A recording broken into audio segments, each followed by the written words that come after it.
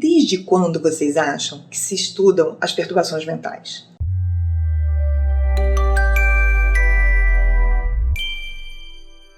Desde a Grécia Antiga, lá de trás. Mas o termo esquizofrenia, ele surge no século XIX.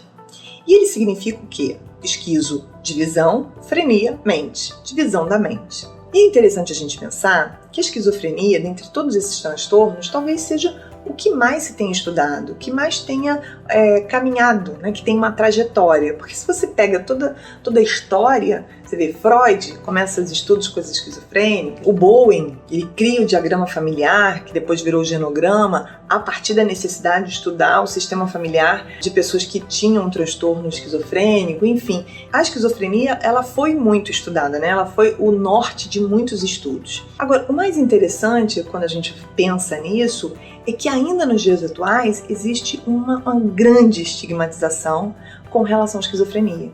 Como ao receber o diagnóstico, socialmente essa pessoa tivesse se transformado numa pessoa inútil. Quando na verdade não é bem assim. Quando a gente está falando de transtorno, a gente está falando de intensidades que vão estar variando. De leve, moderada e grave. E quando a gente está falando de um transtorno, a gente está falando de um transtorno e não de uma pessoa. Então, quando a gente vai estar avaliando aquela pessoa, vai ter alguns sintomas que são semelhantes, né? São iguais, enfim.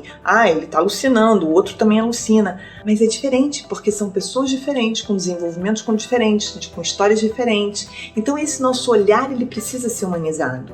Por quê? Ele está alucinando, mas ele pode ter uma série de habilidades que vai facilitar muito a funcionalidade dele, a dinâmica dele, com o outro e com o mundo. Então, ele é um ser único que tem esquizofrenia, que tem o diagnóstico da esquizofrenia. Mas ele precisa ser olhado além disso. Ele precisa ser olhado na sua totalidade, na sua integralidade. Isso é fundamental. Quando a gente fala hoje do transtorno esquizofrênico, a gente está falando que ele está dentro, na verdade, de um espectro da esquizofrenia e outros transtornos psicóticos. Então, esse é um ponto. Quando a gente fala das disfunções, e eu vou fazer aqui um parêntese, hoje a gente tem aí, em termos populacionais, 1% da população com o transtorno esquizofrênico, mas enfim, os sintomas principais ali de eixo, alucinação, delírio, pensamento desorganizado, alterações motoras, sintomas negativos. Quando a gente está falando de sintomas positivos e sintomas negativos, os positivos são aqueles que ficam muito claros dentro de uma crise. Né? Que sintomas são esses? O delírio, a alucinação, o pensamento desorganizado, eles são facilmente identificados dentro de uma crise, dentro de um surto, enfim. Quando a gente fala dos sintomas negativos, a gente está falando daqueles que não são facilmente identificados. Por quê? Porque a gente está falando de um embotamento afetivo, a gente está falando de uma perda, muitas vezes gradativa, da capacidade mental. São sintomas, na verdade, a lentificação. São sintomas que, na verdade, às vezes eles vão vindo tão devagar que não são tão percebidos. E aí isso vai passando, você não procura e de repente vem uma crise abrupta. Ou muitas vezes você não recorre a uma ajuda, o que é muito ruim, porque quanto mais precocemente eu tenho um diagnóstico, mais cedo eu começo a me tratar, menos crise eu vou ter e melhor vai ser o meu prognóstico. Ou seja, melhor vai ser a minha funcionalidade, melhor vai ser a minha dinâmica dentro do sistema, enfim, né? Tudo acaba melhorando. Quando a gente fala das causas, a gente sabe que são múltiplas, né? Acaba se dando um pouco mais de ênfase à vulnerabilidade genética, mas não fica só nela, se dá um pouco mais de ênfase a ela. Mas a gente tem aí o meio com a sua influência, né? Um ambiente agressivo, traumas no parto, uso de drogas, enfim. Então tem algumas variáveis dentro do sistema familiar, dentro do meio, que vão estar também favorecendo. Então nós estamos falando aqui que quanto mais precocemente for feito o diagnóstico, o prognóstico vai ser muito melhor.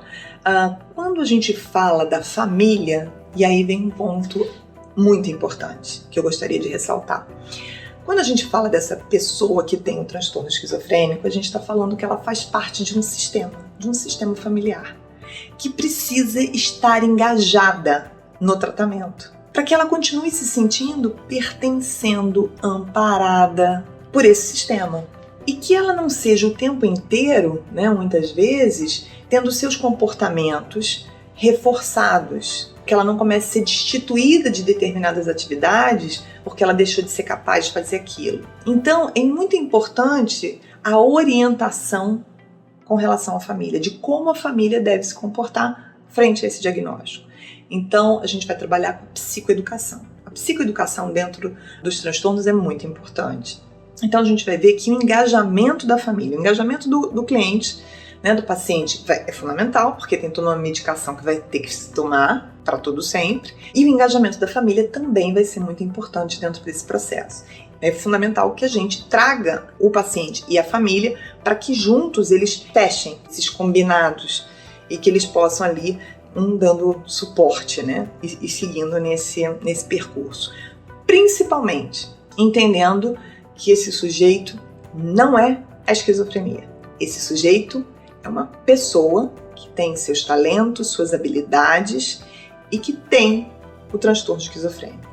Então, gente, isso é uma coisa muito importante. Isso é um hábito que a gente tem, né? Quando você pergunta assim, o que você é? Quem se apresenta? Né? A gente acaba falando, não, porque eu sou psicólogo, porque eu sou isso, porque eu sou aquilo, porque eu sou aquilo. Eu sou tudo menos eu.